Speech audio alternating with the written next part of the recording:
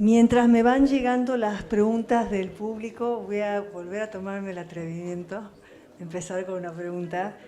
Y me voy a enganchar con algo que dijiste vos, Ricardo, y que la pregunta va a ser para Lía o para Liliana, y es, vos en un momento cuando estabas hablando dijiste que en los casos en que hay alienación parental, el progenitor alienado también tiene una intervención de empezar a hostigar o hablar mal del otro. Entonces, las preguntas que les quería hacer a ustedes, que ustedes siempre hacen foco en que es un problema relacional, pues siempre hablamos de la víctima del alienado, pero ¿qué participación o qué responsabilidad, o sea, hay algo que hace el alienado para crear esa situación tan triste para él? ¿Qué mirada tienen ustedes sobre eso? Con intentos de poder acercarse muchas veces el progenitor o progenitora que tiene impedimento de contacto hace cosas que, por ejemplo, cuando el chico no quiere salir le dice, bueno, mirá que si no, no te vengo a ver nunca más. O cuando sale y le dice quiero volver a casa, le dice, bueno, entonces ¿sabes qué? No te pienso buscar nunca más. Y hace cosas que perjudican al vínculo. Por eso decimos que la relación es interactiva entre todos.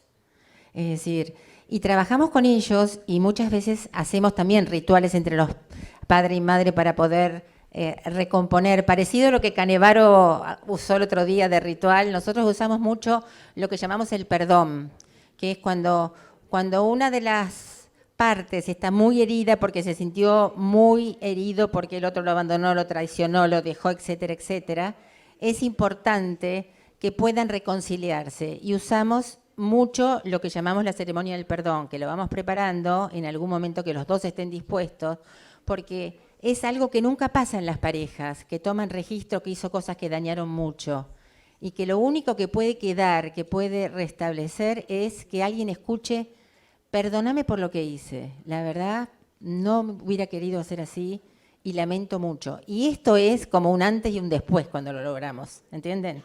Porque esto en la pareja reconstituye mucho, pero siempre para nosotros es interactivo, no es que hay uno u otro.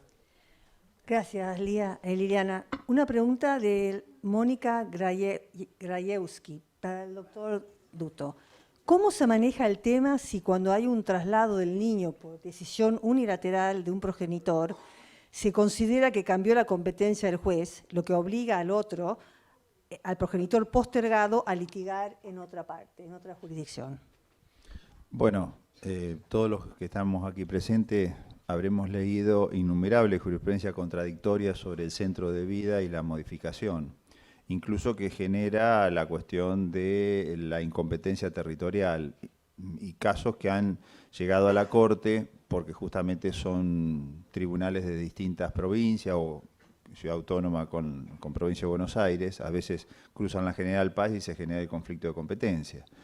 Si el traslado no se considera ilegítimo y vamos corriendo solamente con el tema del tiempo, y por otro lado, lo que puede ser el comienzo de una actividad escolar en otra jurisdicción, va a ser muy difícil que se pueda revertir y seguir insistiendo con la competencia territorial. Y cuando llega a la Corte o a la Cámara que tengan en común, también va a pasar un tiempo prolongado. Hace poco resolvimos con un juez de la jurisdicción de Villa Constitución, que le ha causado extrañeza a la Cámara, un conflicto positivo de competencia. Los dos queríamos ser competentes porque se generó una situación insólita de una persona que se traslada a 3 kilómetros, por así decir, de un arroyo que divide una competencia con la otra. Entonces la discusión era a dónde iba a litigar esa persona, si iba a litigar a lo donde correspondía porque estaba dentro del departamento o quedaba en la anterior jurisdicción. Se eligió y se usó ahí en este caso, también a veces puede servir, la situación de la mayor cercanía con el tribunal, que es otra de las pautas que también brinda la ley, como puede ser la inmediación o la inmediatez que pueda tener el juez. ¿Por qué la inmediación? Porque la prueba tiene que estar también cerca del juez. Si la prueba la tenemos a una instancia que resolvemos a lo mejor por un conflicto de competencia territorial y queda lejos del centro de vida original, lo más probable es que toda la prueba después se tenga que trasladar a otro lugar, como fue un caso que una vez resolvió la Corte, justamente atribuyendo la competencia a Rosario en contra de el otro juez que quería entender era de Entre Ríos. ¿Y qué ocurrió? La Corte interpretó que éramos competentes nosotros porque habíamos, en un momento determinado, había estado el centro de vida en Rosario. Pero toda la prueba era de Entre Ríos. Entonces tuvo que trasladar toda la prueba de Entre Ríos a Rosario, porque tampoco había otra forma en aquel tiempo, y a lo mejor se podría hacer por Zoom. No sé si la pregunta es esa o si es la clave, cuando se plantea el conflicto de competencia. Sí. ¿Puedo hacerte una pregunta? Suponete en el caso de que los dos jueces están muy próximos. ¿Pueden los jueces hablar y decir, che, y los dos quieren, y decir, para que no vaya a la cámara, vos lo llamás y decís, che, claro, déjamelo a mí el tema? Sí, no, lo hemos hecho. Y ahí en este caso, bueno, fue muy particular, porque los dos pensábamos que teníamos competencia, y incluso la Cámara nos obligó, que esto es insólito también, nos obligó a reafirmar si estábamos, digamos, diciendo lo correcto y si teníamos algún otro fundamento para dar, como diciendo, bueno, después finalmente vamos a resolver nosotros sobre esta cuestión de, porque era algo realmente bastante, que se podría haber dejado de lado, pero bueno, también las partes incidían para llevarla a uno a otro lugar, porque también es la cuestión. El tema, me parece más conflictivo, es cuando los traslados son por muchos kilómetros, especialmente, por ejemplo, familias que están radicadas en Ushuaia, que un buen día se distancian, entonces la madre que tiene sus parientes, por así decir, pongamos en Córdoba, La Pampa, Rosario, Buenos Aires, se traslada aquí. Y la otra, ¿y cuál es el centro de vida? ¿Donde están con la madre ahora los niños o era en Ushuaia donde se quedó, que a lo mejor vivieron muchísimo tiempo? Pero el tema del tiempo y el centro de vida es un tema también a resolver, que creo que también incluso pasa transversalmente por la situación que hacemos cuando la que se traslada es la madre porque tiene un mejor trabajo, le puede dar otra vida a los hijos, y también el tema de la violencia de género que aparece muchas veces ahí, ¿no? ¿Quiere preguntarte algo? Gracias.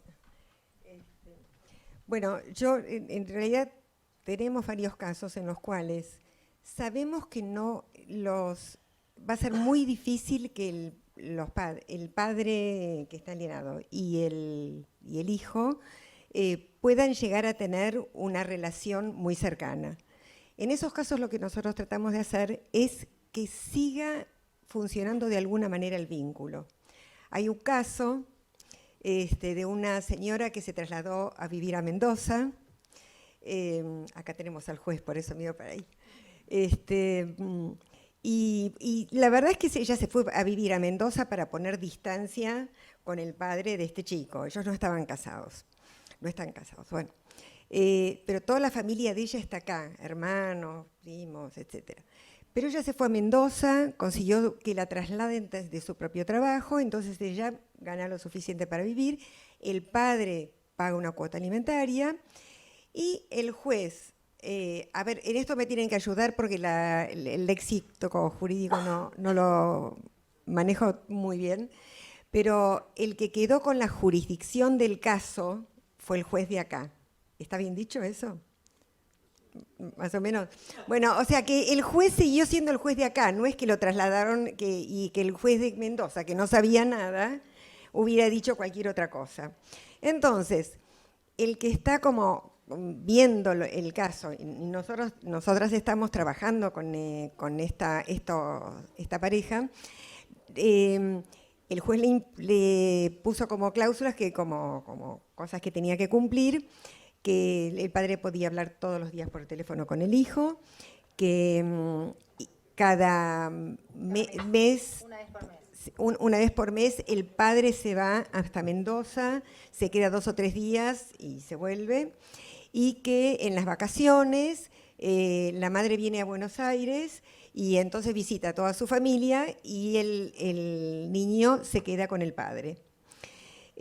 Bueno, tuvimos varios contratiempos en cuanto a que, bueno, si pernoctaba o no pernoctaba con el padre y demás, pero lo importante es que este papá y este nene hablan todos los días por teléfono y que cuando el papá va, se va a la plaza a jugar con él, juegan a la pelota y ahora se divierten, le compran regalos y entonces hay un vínculo que está vivo y eso es lo más importante.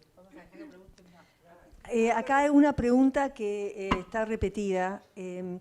¿Es el abogado quien peticiona la intervención del coordinador y al juez? ¿Y cómo se afronta económicamente el pago de los honorarios del coordinador parental?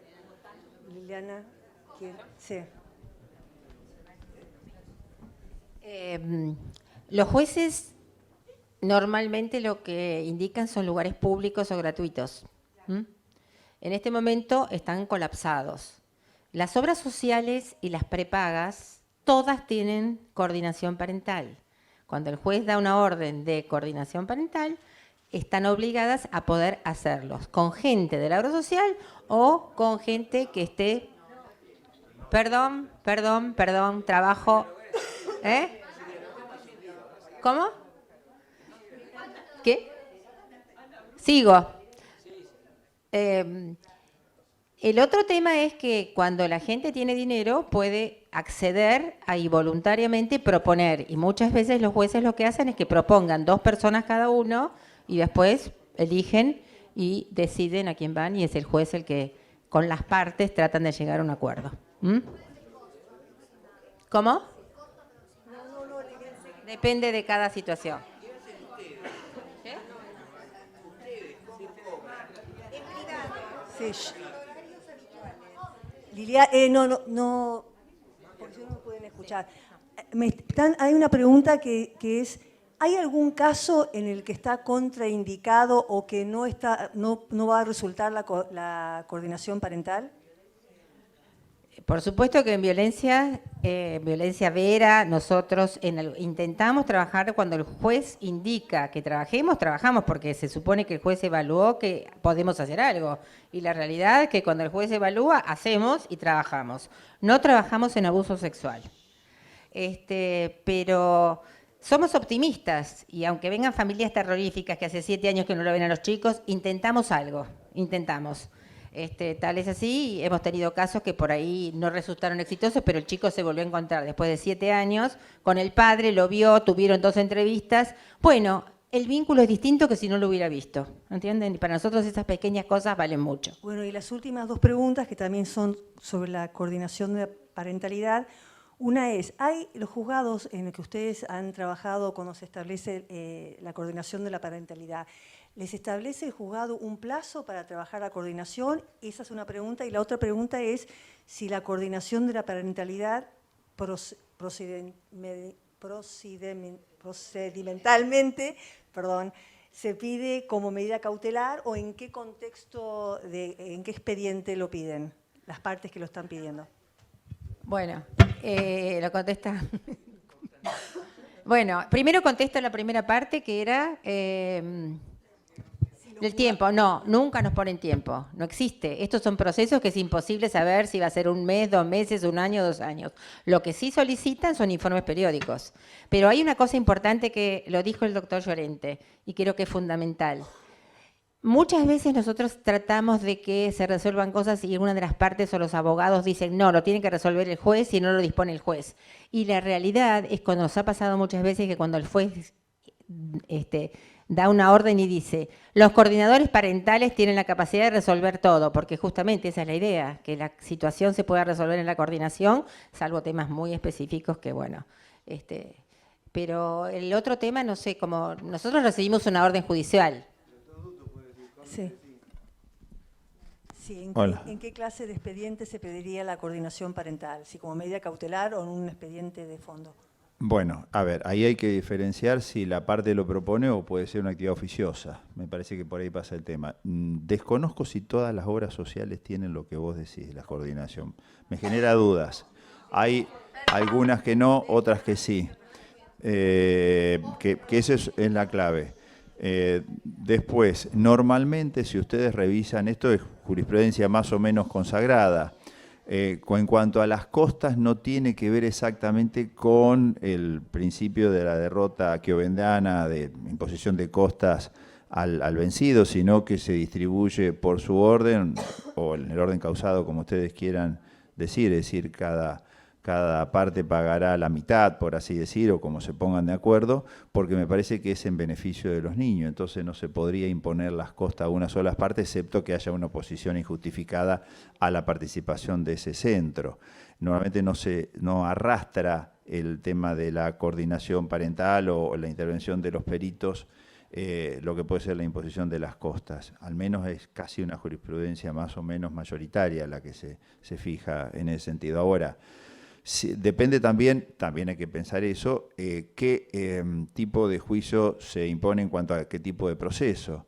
Normalmente se suele instrumentar lo que se llama el juicio sumarísimo, es decir, junto con la demanda va el acompañamiento de la prueba. Ahora, ¿qué ocurre si ninguna de las partes, me parece que por ahí sería la pregunta, si ninguna de las partes la ofrece como prueba, el juez lo podría sustituir y decir de oficio, bueno, proponer cuando no se pueda arribar a un acuerdo. El punto del tiempo, que lamentablemente sí es un factor que juega en contra, es muy difícil de pautarlo de entrada. Ahora, también se puede establecer alguna suerte de inmediación en cuanto a cuánto se hace ese tipo de encuentros, porque si se dispone una vez por semana, lo más probable es que lleve meses. A veces el psicólogo tiene un tiempo distinto a lo que puede ser el tiempo jurídico, ¿verdad?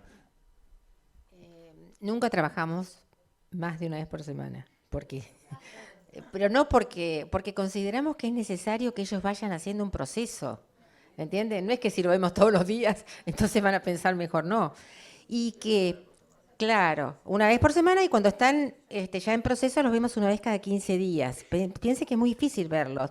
La virtualidad nos ha ayudado muchísimo con la distancia, con las situaciones de trabajo, etcétera, etcétera. Una cosa importante es que en la medida que el proceso funcione, no importa si tarda mucho, porque está progresando. Cuando el proceso no está progresando, informamos nosotros al juzgado para que tomemos otras medidas o para que nos reunimos y decimos, esto no está funcionando. O sea que el tiempo no es un problema. Una sola cosita para los que decían de la orden judicial. En cualquier obra social que llegue una orden judicial, de lo que sea, de coordinación, de internación, de tratamiento de este tipo, están obligados a hacerlo, si el juez lo hace. Lo tiene que pagar aparte. Sí, se terceriza. Tiene obligación de cumplirlo, se los aseguro. Entonces, si les contesta que no lo tienen, el juez tiene que decir, intimo a que se cumpla.